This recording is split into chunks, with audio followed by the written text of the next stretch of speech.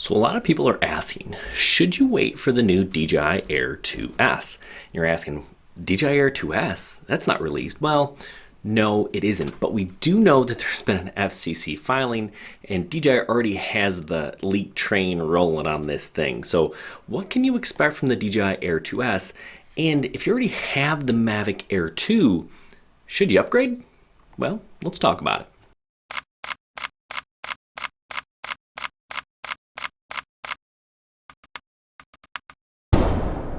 First, let me say I love the DJI Mavic Air 2, and I think this might be the best beginner drone if you're looking to get into serious aerial photography. This camera is awesome. It's got great flight modes, it's super stable, and it starts at $800. Now, DJI's already working on its replacement, the Air 2S, and it seems to be a incremental upgrade. So you're probably wondering, what could this be? Well, I don't know, but I have some pretty good information. And actually, a lot of it comes from DJI's last release, the FPV drone. So the sensor is going to be upgraded to a 1/1.7-inch sensor. That's a tiny bit bigger, which means you're going to get a little bit better performance. I've also heard that it's going to be a 64 megapixel sensor, and that's a little misleading, right? This is a 48 megapixel sensor, right? It's a quad bear. It's 12 times 4, 48. So what does that mean with the 64 megapixel camera? Well, it really means it's a 16 megapixel camera. And they use that similar quad bear technology to get 4 times the pixels out of it. Still an upgrade, right? So that sounds pretty cool. The other improvement that I think is really kind of interesting, the thing that is most likely coming, is OcuSync 3.0. Now, we've seen OcuSync 3.0 in this guy, the DJI FPV drone, and it gives you a super low latency feed. That means that when I'm flying, what I see when I fly the drone and I move it, I see those changes in real time. It's not delayed by a few milliseconds. You may think a couple of milliseconds, no big deal. Well, when you're flying fast and through goggles, that makes a difference. So we're gonna see goggles with DJI Air 2S?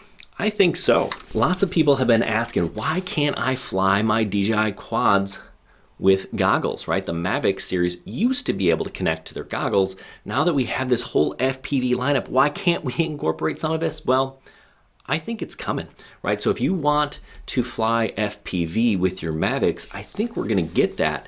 You're gonna have to have these V2 goggles, and starting with the Air 2S, that's kind of a fun thing. Now, you may be thinking, well, are we gonna be able to do acro with this Air 2S? No, absolutely not. And a lot of people flying the DJI FPV drone aren't flying it in acro, right? It's not an acro ripper. It's not a freestyle drone. It's kind of some sort of hybrid to kind of help you learn FPV. And FPV is a great experience, and you need that low latency feed in order to really get it to its fullest. That brings us to this, the motion controller. This controller is super fun, super intuitive, and really easy to use, but it just seems out of place with the FPV drone. Like, why do I want to go 60 miles an hour with this? I can't do full orbits, you can't fly backwards. This thing has some limitations.